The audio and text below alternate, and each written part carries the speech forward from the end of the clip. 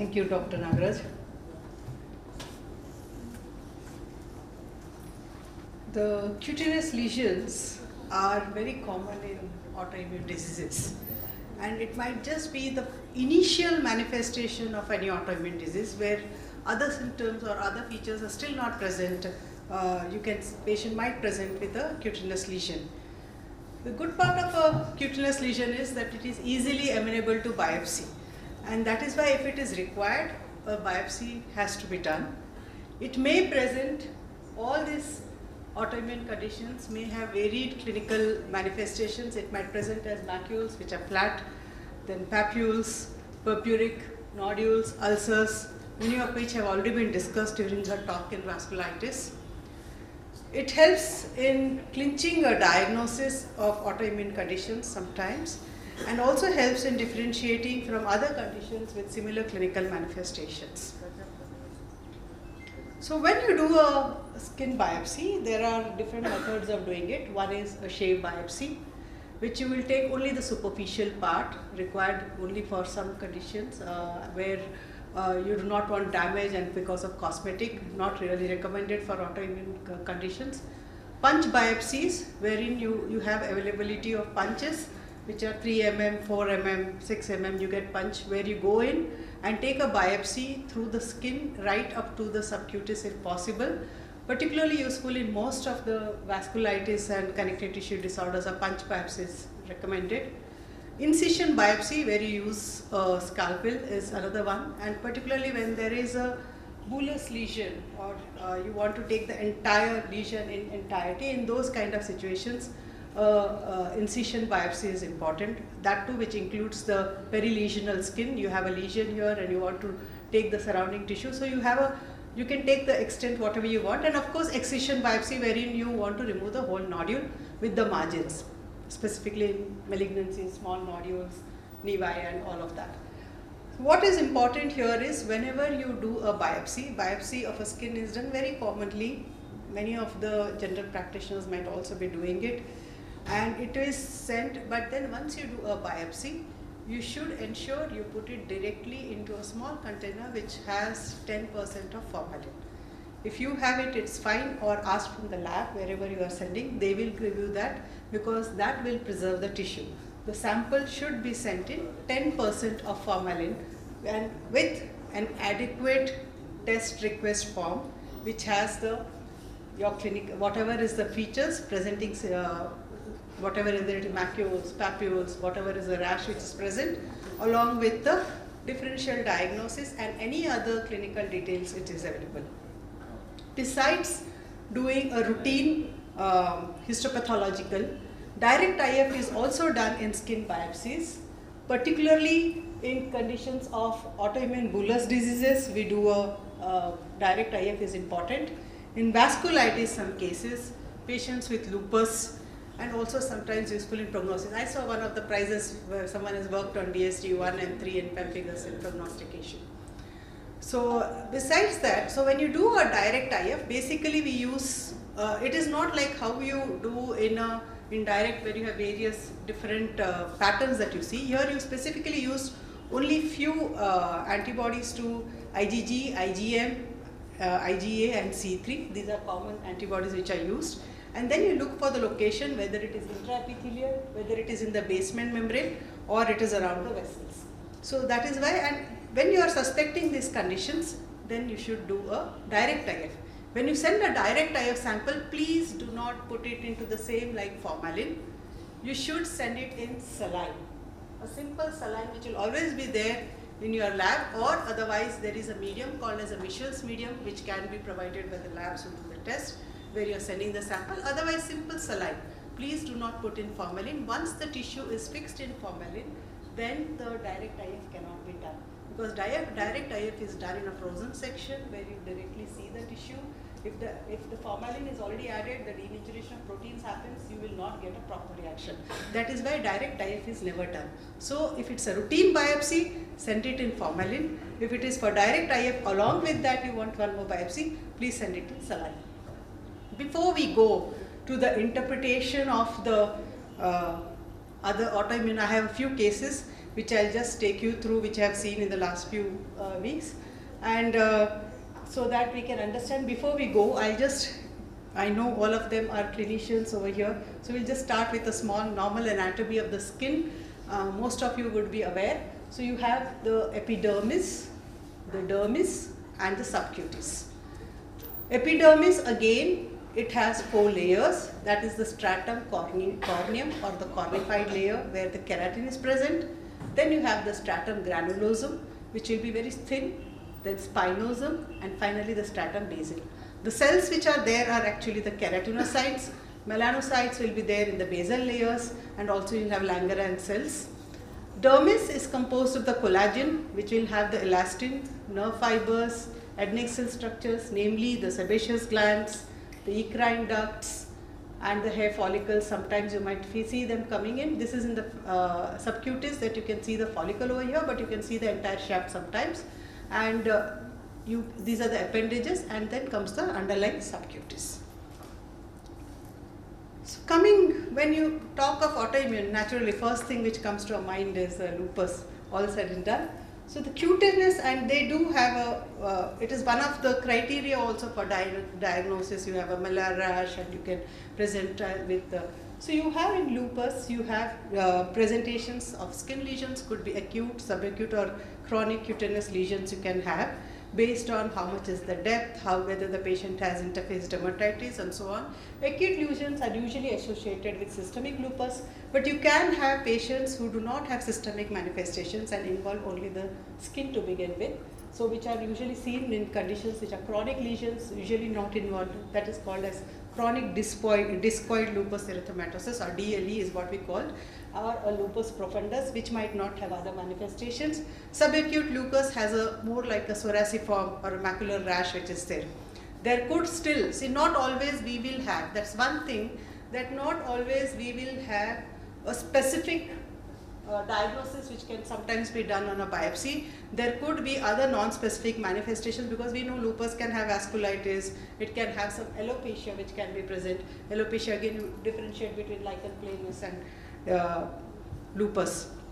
So coming to the biopsy, this is a biopsy of the skin, where you see the epidermis over here, not much of a changes as far as the thickening is concerned, focal atrophy, interface dermatitis, periadnexal inflammation, perivascular inflammation. Same thing, a higher power view. Here is the interface dermatitis with lot of inflammation around these hair shafts, hair follicles, eccrine ducts, lot of inflammation over here.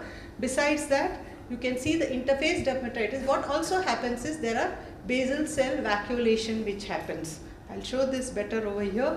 You can see the degeneration of the basal layer. The basal cells get degenerated, so that is why once melanin is present in the basal layer, melanin incontinence you will see. Along with that, there's here perivascular, and because of this degeneration, there is also some desquamatization of the epithelial cells that has happened, which are also called as the civate bodies or the colloid bodies.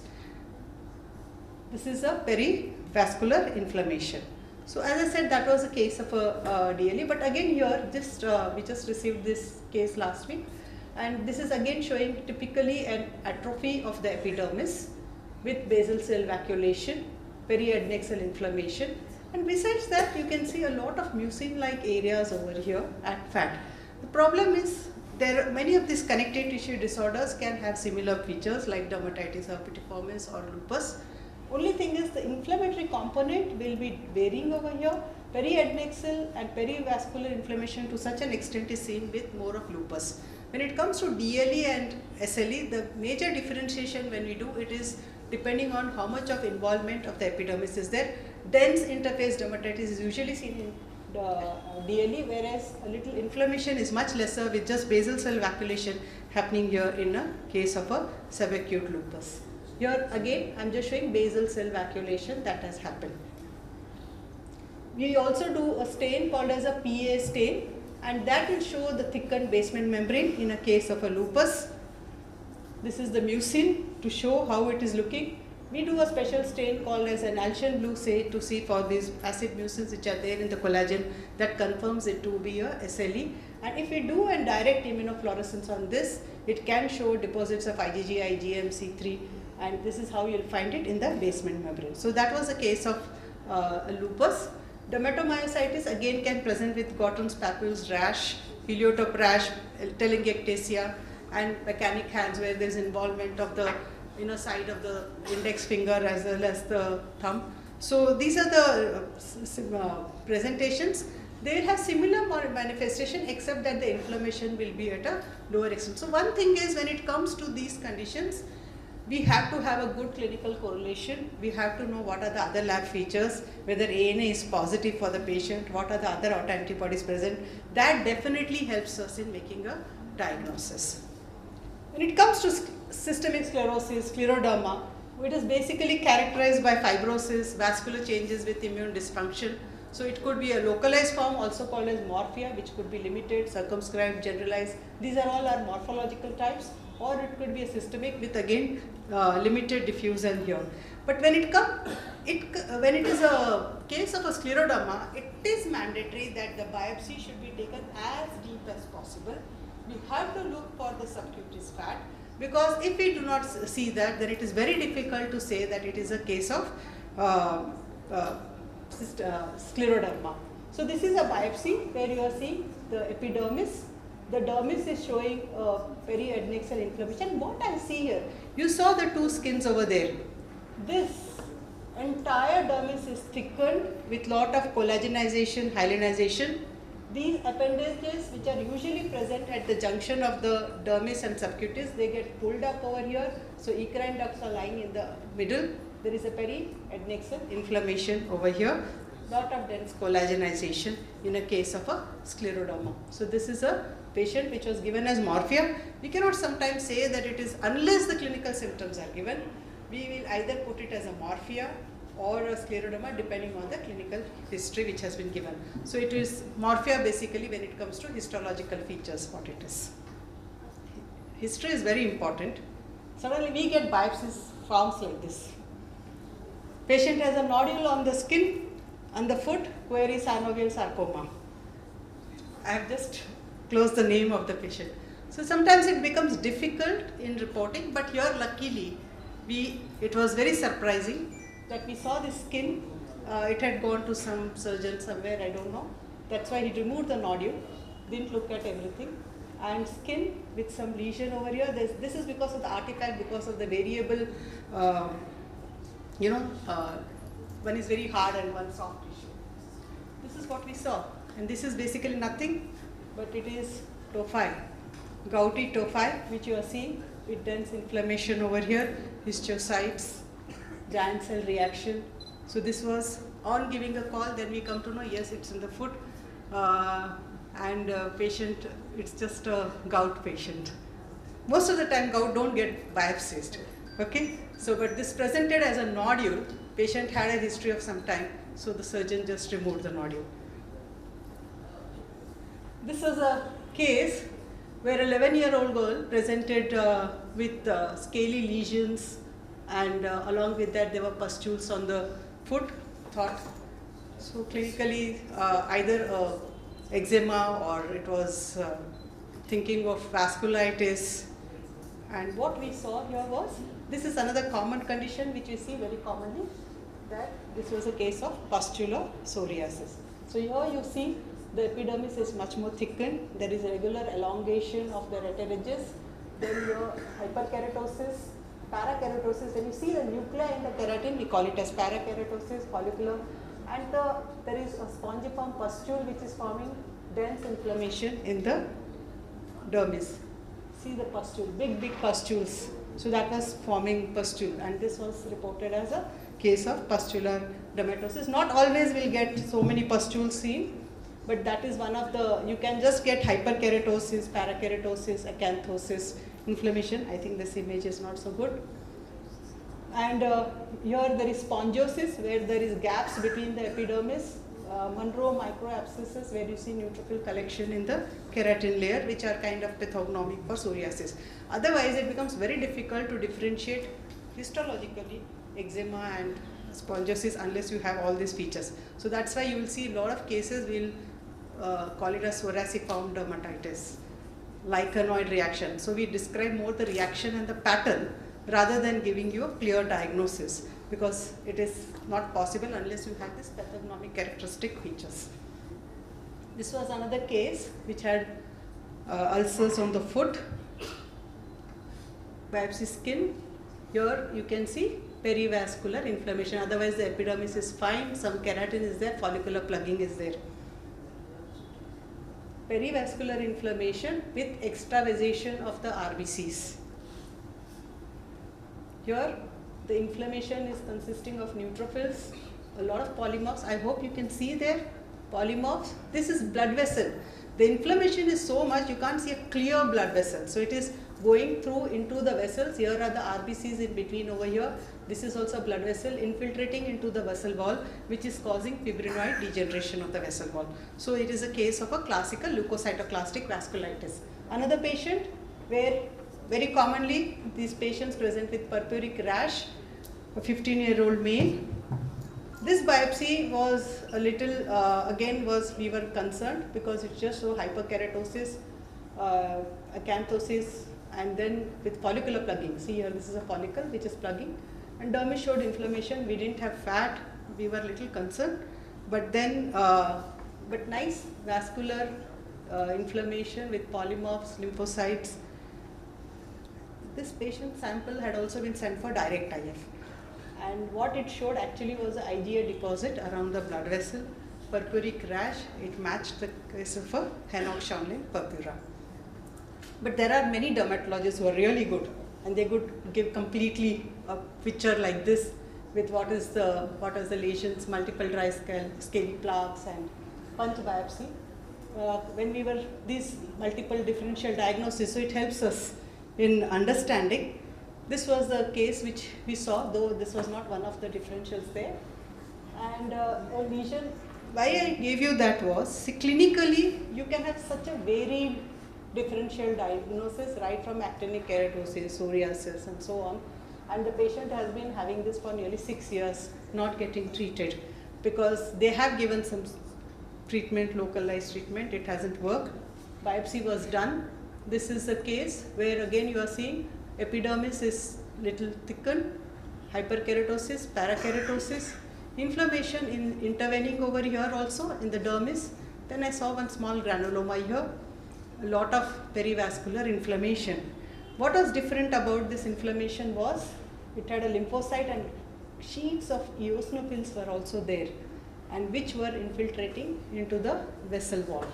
So gave a call, so patient has a vasculitis, he has eosinophils over there, he is also having a granuloma, and this is showing a blood vessel where the inflammation is going right into the vessel. Just around, if you see, it's not enough. Again, you might see it in urticarial cases, you might find eosinophils. Allergy, you might find eosinophils. Here it is going deep into the vessel wall over here, causing fibrinoid change. There is vasculitis, and there is granuloma, not the classical granulomas what you see in tuberculosis or sarcoidosis, where you find naked granulomas like. So we gave this as vasculitis with eosinophils and occasional granuloma, favoring a eosinophilic granulomatous polyangiitis. So we have asked them to do an ANCA, in which they have done. Okay. So that was the case. This case was actually of Dr. Vikram. He has already published this data case. A 34-year-old female with recurrent ulcers over the bilateral lower limbs with mononeuritis multiplex, and the patient had ulcers with crus. They also had some livedoid racemes over her left upper limb. Neurological examination revealed decreased touch, pain, sensations. So very nicely had put in clinical diagnosis of livedoid vasculopathy and medium vascular polyarthritis, and this. All the workup was done. What was finding over here, I just stick to that, was protein S was subnormal over here. Now conditions revealed decreased amplitude. ANA, ANCA, all of them were negative. Cardiolipins was done, lupus anticoagulant was negative, homocysteine was normal. On the biopsy, patient also had a bulla. So we saw there was a bulla. In the here in the vessels, there are some fibrin thrombi which are there just in the subepithelial layer, causing blockage of these vessels, leading to this vesiculation which has happened, reduced blood supply, necrosis, ulceration, plus, but the inflammation is very minimal. So this was a case of a livedoid vasculopathy, and because of the protein S deficiency mimicking that Dr. Vikram had actually published this case. So I will not get into the workup and all. What I want to only say is it has to be, biopsy should be from the marginal skin, and with the ulcer, deep dermis has to be included because we need to rule out a cutaneous pan here. But of course there was hardly any inflammation in the vessels above. So that was non-inflammatory kind of a vasculopathy. This is again a 35-year-old female patient who had predominantly oral lesions and also skin lesions in the nail bed, and which subsided on treatment with steroids and on stopping drugs. So this is skin. What do you see here? Skin with hyperkeratosis. Here there is an ulcer. Here what I see is a vesicle. That means you can see a cleft there, a gap over there. So that is what it is. So it is a vesicular lesion. We saw one vesicle there with vasculopathy. Now this cleft is in the epidermis, just above the basal layer. So it is important when we do clefting, when you see a vesicular bullous lesion, we look whether the cleft is within the epidermis or it is subepidermal. And if it is in the epidermis, whether it is just below the cornified layer, we start thinking in terms of pemphigus foliaceus. When it is in the suprabasal layer, we start thinking in terms of a pemphigus vulgaris. That is the more common things. Then of course you have other subepidermal blisters, follicles, which is like epidermosa, bullosa and all of that. So this was a nice blister which was there. You can see the tombstoning here of the basal layer happening here, and these acantholytic cells along with a few. These are the cells which have come off from this and which are lying here are called acantholytic. That means the cells, lysis has happened and it is coming. So this is acantholytic cells. IF was done on this case. There are intercellular deposits of IgG and C3. This is not actually from this case. I have downloaded, though all other cases are my own. This is a downloaded, but I had the finding for this. So this was how it is. As I said, in most of these vesicular, I'll just be touching on all of them. These are the vesicular lesions. So it could be pemphigus vulgaris, foliaceus, depending on which antibody is involved. You also have an indirect immunofluorescence assay which is being done called as for the skin, which we call as the cutaneous biochip actually, for which we do. And you look for whether it is desmoglein 1, desmoglein 3, BP230, BP280, depending on which antibody is present. Even blots are also available. Besides, these are all the subepidermal like bullous, pemphigoid, epidermolysis bullosa, equista or dermatitis herpetiformis. This is how we do the workup to see where is the cleavage. Based on that, look at the IF findings. If required, do indirect. I am not going to get available online because we won't be. Are we running out of time? So just this last couple. So again, a 34-year lady who had scaly lesions in the popliteal area. Same case now. So which was present, not same case. I think just a day before yesterday, I received this biopsy from our center. Since 2009, in popliteal area, she has scaly lesions. Then I get to know mother also had similar lesions involving the intertriginous areas. Section shows skin, epidermis shows hyperkeratosis, perivascular inflammation. Then my junior got to me, madam, there's nothing here. I said, let us look at it.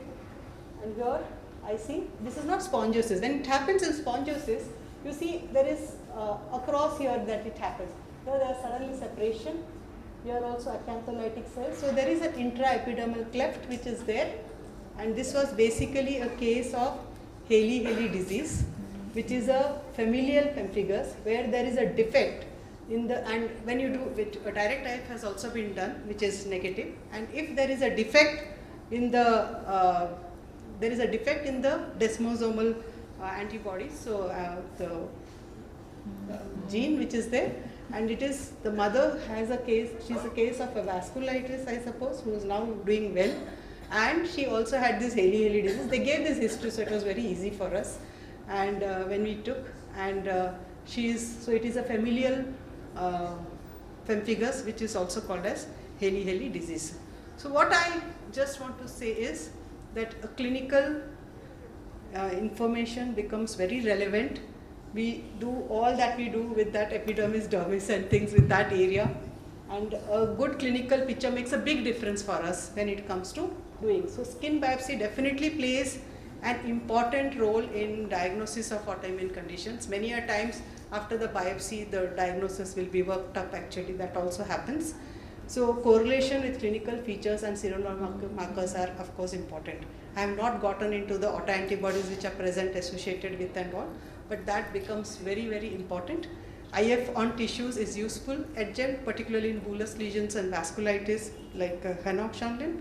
Important to, but we also have to understand that is not an answer to everything. And it is important to understand the limitations of a biopsy. The biopsy should be taken from a right site, representative area. When it is a vasculitis, if you want to look for acute lesions, you have to take a fresh lesion. When you're looking for some chronic condition, you have to go for an older lesion, more than 7 days old. So depending on that also it becomes important, and wherever it is required, we have to take both the lesion as well as the perilesional skin. And a good TRF form, test request form with clinical details. I'm emphasizing this again and again because that becomes very important for a diagnosis. Thank you for a patient hearing.